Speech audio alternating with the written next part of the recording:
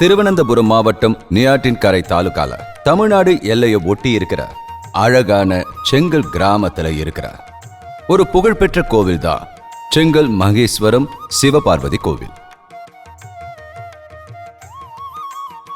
ஒரே பீடத்துல இருக்கிற சிவனும் பார்வதியும் முக்கிய தெய்வமா இருக்கிற இந்த கோவில்ல உபதெய்வங்களா விநாயகர், சுப்பிரமணியர், நவகிரகங்கள், நாக தெய்வங்கள்னு இந்த கோவில்ல பிரதிஷ்டை செய்யப்பட்டிருக்கு. உலகத்திலேயே ரொம்ப பெரிய சிவலிங்கத்தை கொண்டிருக்கிற கோவில் இதுதான் எல்லார்கிட்டையும் பிரபலம் அடைஞ்சிருக்கு. 111 அடி கொண்ட இந்த சிவலிங்கத்துக்குள்ள 7 தலங்கள் இருக்கு. இந்த 7 தலங்கள்லயும் பல தெய்வங்கள் இருக்கிறத நாம பார்க்கலாம். கொஞ்சம் ஆழமான இடத்துல வச்சிருக்கிற சிவலிங்கத்துக்கு பக்தர்களே பூஜை செய்யுமாறு அனுமதிக்கப்பட்டிருக்கு.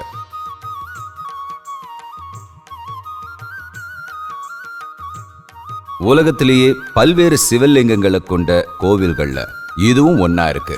இது இதோட சிறப்பம்சம். வெளியிலிருந்தே பக்தர்கள் இந்த சிவனை தரிசனம் பண்ற மாதிரி இந்த கோவில் அமைக்கப்படல. இந்த வழியா உள்ள போய் தான் சிவலிங்கத்தை நம்மளால தரிசனம் பண்ண முடியும். மனிதனோட உடல்ல இருக்கிற 6 சக்கரங்களை அடிப்படையா கொண்டு உருவாக்கப்பட்ட இந்த மகா சிவலிங்கத்துக்குள்ள 6 தியான அறைகளும் இருக்கு.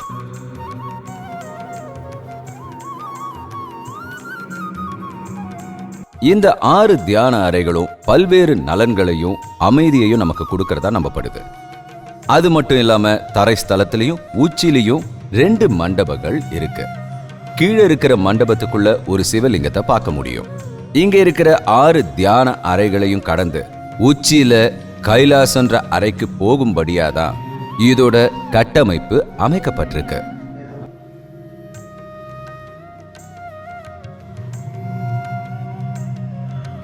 இதுக்குள்ள போகும்போது ஒரு குகைக்குள்ள போகிற மாதிரியே இருக்குமா. 108 விதமான சிவலிங்கங்கள், சிவனோட 64 வடிவங்கள், இது எல்லாத்தையும் இந்த சிவலிங்கத்துக்குள்ள பல்வேறு இடங்கள்ல நம்மளால பார்க்க முடியும். அப்புறம் 32 விநாயகர் சிலைகள் கொண்ட சன்னதி, கங்கை நீரால் நிரப்பப்பட்ட கிணறு, 12 ஜோதிர்லிங்கங்கள், இந்த மாதிரி பல்வேறு சிற்பங்களை நாம இந்த கோவிலுக்குள்ள பார்க்க முடியும். இது எல்லாமே 2011 இருந்து 2021க்குள்ள கட்டமைக்கப்பட்டிருக்கு.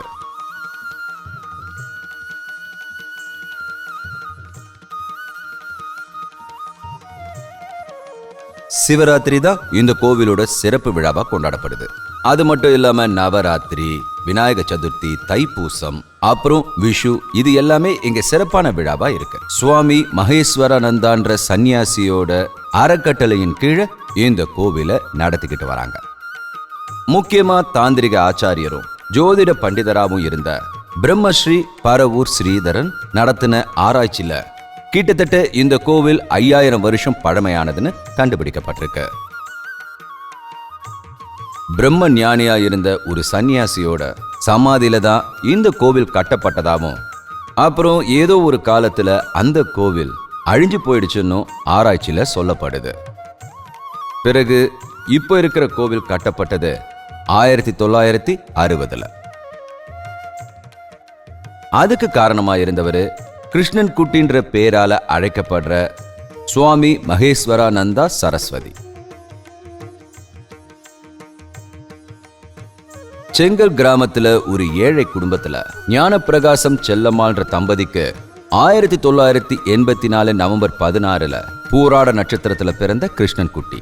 இவருக்கு 3 வயசுல இருந்தே வீட்டோட கன்னி மூலையில தியானம் பண்றது வழக்கமா இருந்தது. அவர் தியானம் பண்ற இடத்துல ஒரு பெரிய புற்று வளர்ந்திருந்தது. அப்படி ஒரு சூழ்நிலையில அவரோட அப்பா அம்மா பலமுறை அதை உடைக்க முயற்சி பண்ணியிருந்தாலும் அபரிமிதமான சக்தியினால அது அதை விட வளர்ந்து பெருசாயிருக்கு. அதை உடைக்கும் போது அதிலிருந்து ஒரு முறை ஒரு பாம்பு வந்ததா சொல்லப்படுது. அதை தொடர்ந்து புத்துக்குள்ள ஒரு சிவன் பார்வதி சிலை இருக்கிறத கண்டுபிடிச்சாங்க. அதுக்கப்புறம் ஊர் மக்கள் அந்த புத்துக்கு பூஜை செய்யறது வழக்கமாயிடுச்சு. பல வருஷங்களுக்கு அப்புறம் கிருஷ்ணன் குட்டி அங்க ஒரு கோவிலை கட்டி சிவபார்வதி சிலைய அங்க பிரதிஷ்டை செஞ்சாரு.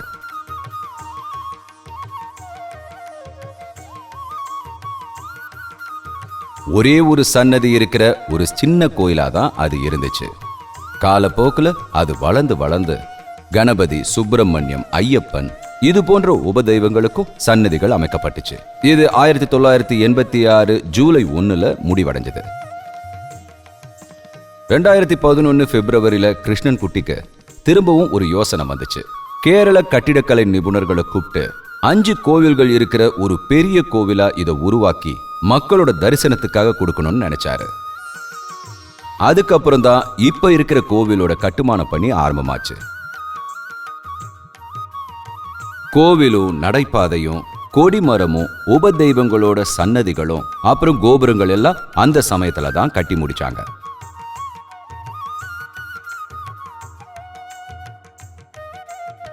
கிழக்கு பக்கம் இருக்கிற கோபுரத்துல 2 பக்கமும் 2 கஜ வீரர்களும் இது கூடவே இருக்கிற மாதிரி சேர்த்து கட்டியிருக்காங்க. 2012 தான் கோவிலோட முக்கிய வழிபாட்டு தலமா மாறின மகா சிவலிங்கத்தோட கட்டுமான பணி ஆரம்பமாச்சு.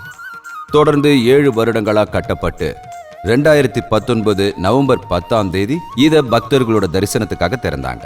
இது திறந்ததுக்கு அப்புறம் தேசிய புத்தகத்துல இடம்பெற்று பல சாதனைகளையும் இது ஜெயிச்சிருக்கு.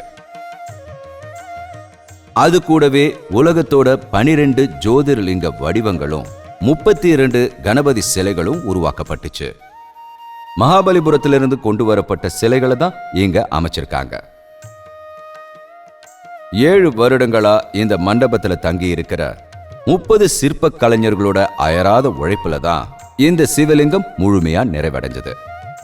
கிட்டத்தட்ட 10 வருஷத்துல ரொம்ப சின்னதா இருந்த கோவில் இப்ப முழுவதுமா சீரமைக்கப்பட்டிருக்கு. கேரளால இருக்கிற பல்வேறு இடங்கள்ல இருந்தும் அப்புறம் வெளிநாடுகள்ல இருந்தும் ஏராளமான பக்தர்கள் இந்த கோவிலுக்கு வராங்க.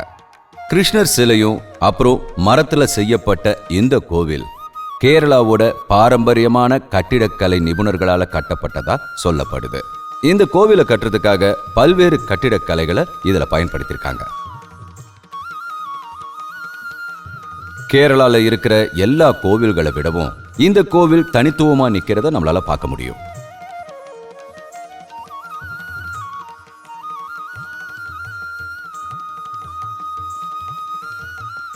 சிவனும் பார்வதியும் தான் இந்த உலகத்தை முழுவதுமா ஆள்றாங்கன்னு இங்க அமைக்கப்பட்டிருக்கிற ராசி சக்கரங்கள் நமக்கு உணர்த்துது.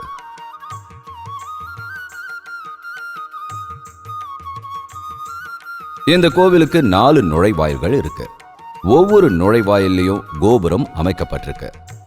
இந்த கோவில்லையே அதிகமா மக்களை ஈர்க்கக்கூடிய அந்த மண்டபத்துல 70 தூண்கள்ல இதிகாசங்கள்ல இருக்கிற கதாபாத்திரங்களை சிற்பங்களா செதுக்கியிருக்காங்க.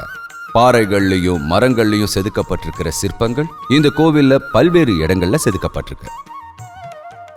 உயர்ந்து நிக்கிற கொடிமரம், பெரிய பெரிய தூண்கள், கங்கா தீர்த்த கிணறு, சிற்றம்பலம், கணேச கஷேத்திரம், கார்த்திகேய சன்னதி இது எல்லாமே இந்த கோவிலுக்குள்ள அமைஞ்சிருக்கு.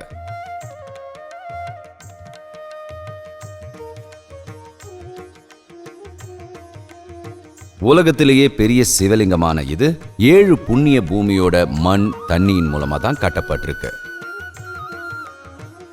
காசி, பத்ரிநாத், கங்கோத்ரி, மண்புரா, காயமுக், ராமேஸ்வரம், அப்புறம் தான் இந்த இடங்கள்ல இருந்து தான் கோயிலை கட்டுறதுக்கு தேவையான மண்ணையும் தண்ணியும் கொண்டு வந்தாங்க.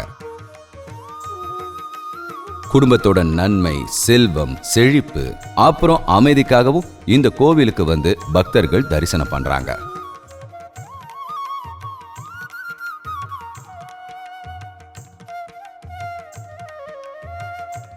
நல்ல வேலை கிடைக்கவும் குடும்பத்துக்கு ஏத்த மாதிரி திருமணம் அமையவும் இந்த இடத்துக்கு வந்து பக்தர்கள் வேண்டிப்பாங்க. கட்டுமான பணிகள்லயும் வழிபாட்டிலையும் சடங்குகள்லயும் பாரம்பரியங்களை பின்பற்றிக்கிட்டு வர 5000 வருடங்கள் பழமையானதுன்னு சொல்லப்படுற இந்த மகா சிவலிங்கத்தை கொண்டிருக்கிற இந்த கோவிலோட சிறப்பை கொஞ்ச நேரத்துல முழுமையா சொல்லி முடிக்க முடியாது. அதை நாம நேர்ல அனுபவிச்சாதான் தெரிஞ்சுக்க முடியும்.